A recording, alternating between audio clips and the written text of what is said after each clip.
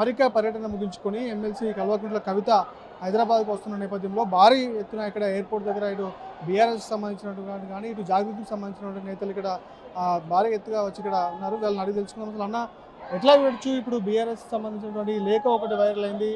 అది ఇప్పుడు అమెరికా పర్యటన ముగించుకొని కూడా కవిత హైదరాబాద్ వస్తున్నారు. దీని తర్వాత ఎట్లా ఉండబోతుంది కవిత కార్యాచరణ? మీరు అసలు ఒక పార్టీకి సంబంధించిన నాయకులుగా ఏమనుకుంటారు మీరు? మీకు తెలిసినట్టే మాకు నేను సాయంత్రం తెలిసింది. మీకే రెండు ఎక్కువ వాట్స్ తెలిసింది, మాకు ఆయనతో తెలియదు. అక్క ఈరోజు వస్తుంది కాబట్టి అక్కని వెల్కమ్ చెప్పడానికి వచ్చినాం మేము, అక్క అభిమానులుగా. గతంలో కూడా కవిత విదేశీ పర్యటనలు ఎన్నోగా చేసింది కదా, అప్పుడు ఇట్లా ఎంతమంది రాలేదు అంటే దాంతోపాటు ఇప్పుడు ఏర్పాటు చేసిన ఫ్లెక్స్లో ఏ ఫ్లెక్స్లో కూడా కేసీఆర్ ఫోటో లేదు, కేటీఆర్ ఫోటో లేదు. అంటే ఎందుకు ఇట్లా అంటే పార్టీల నుంచి వెళ్ళిపోయే పరిస్థితి ఏమైనా ఉందా?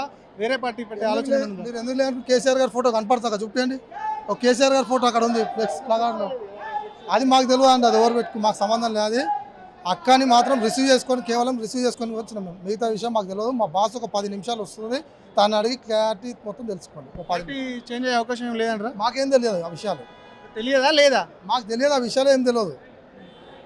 ఎట్లా ఇప్పుడు ఆ లేఖను ఎట్లా చూస్తారు మీరు? ఆ లేఖ రిలీజ్ అయింది వచ్చిన తర్వాత చెప్తుంది క్లియర్గా మాకు క్లారిటీ. మాకు ఏ విషయం తెలియదు. మీకే 2 విషయాలు ఎక్కువ తెలిసిండొచ్చు, మాకు ఆయనతో తెలియదు. 2 నిమిషాలు ఒక్క పట్టడం మొత్తం క్లారిటీ ఇస్తుంది అక్కడ. అమెరికా వెళ్ళేటప్పుడు ఇంత హడావిడి లేదు, వస్తుంది కదా అంటే పర్సనల్ ట్రిప్ పైన వెళ్ళినప్పుడు కూడా అంత హడావిడి లేదు. ఇప్పుడు ఎందుకు ఇంత హడావిడి? అమెరికా వెళ్ళేటప్పుడు కూడా మేము వచ్చినాము, అక్కడికి వచ్చి సెండ్ ఆఫ్ ఇచ్చేసి మళ్ళీ ఇప్పుడు వెల్కమ్కి వచ్చినాం.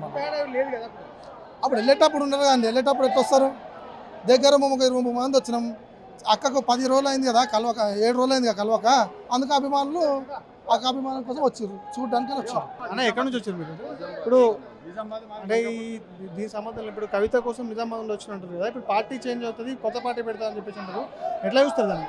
అట్లాంటి ఏం లేదు. పార్టీ చేంజ్ ఏం కారు, అదే బీఆర్ఎస్ పార్టీనే కొనసాగిస్తారు. అది అట్లాంటి ఏం లేదు, వేరే విషయం లేదు. నిజామాబాద్ నుండి కవితను కేవలం రిసీవ్ చేసుకుని వచ్చారు ఇక్కడ దాకా?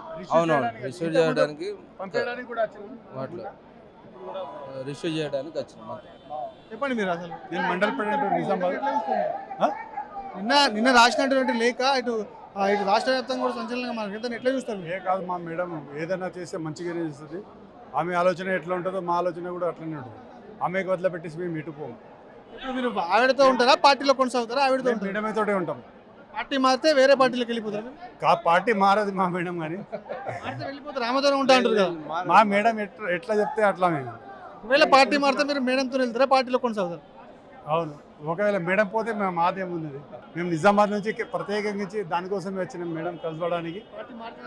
అట్లేం లేదు, పార్టీ మారది. మా మేడం ఏది చేస్తే అది కరెక్ట్ ఆలోచించి చేస్తుంది. ఏ పని అన్నా కానీ ఆయన కరెక్ట్ ఆమె మైండ్గా ఫిక్స్ అయితేనే పని చేస్తుంది, లేకుంటే వేరే తప్ప ఇది కానిపోని మాటలు చేయదు. ఇటు భారీ సంఖ్యలో ఇక్కడ కవితను రిసీవ్ చేసుకోవడానికి మహిళలు కూడా పెద్ద సంఖ్యలో వచ్చినటువంటి నేపథ్యం వారిని కూడా అడిగి తెలుసుకుందాం. అసలు ఎట్లా చూడబోతున్నారు? ఇప్పుడు ఈ లేఖ వైరల్ అయింది, దాంతోపాటు ఇక్కడ ఈ జాగృతికి సంబంధించినటువంటి మహిళా నేతలు పెద్ద సంఖ్యలో కూడా వాళ్ళు వచ్చినటువంటి సందర్భం. వారిని కూడా ఒకసారి అడిగే ప్రయత్నం చేద్దాం. మేడం ఎట్లా చూస్తారు? ఇప్పుడు నిన్నటి రోజున ఈ లేఖ అనేది వైరల్గా మారిపోయింది, దానికి సంబంధించి రాష్ట్ర వ్యాప్తంగా కూడా సంచలనంగా మారిన పరిస్థితి ఎట్లా చూస్తారు మీరు? అది ముమ్మాటికి తప్పు అండి. ఈ లేఖ అనేది క్రియేట్ చేసింది మేము ఆల్రెడీ సోషల్ మీడియాలో మేము కూడా వైరల్ చేస్తున్నాం. కవితకు రైటింగ్ ఎలా ఉంది, కవితకు సిగ్నేచర్ ఎలా ఉన్నది, ఈ లేఖలో ఉన్నటువంటి రైటింగ్ సిగ్నేచర్ ఎలా ఉన్నది మేము ఆల్రెడీ సోషల్ మీడియాలో మేము పబ్లిక్కి మేము పంపిస్తున్నాను సందేశము.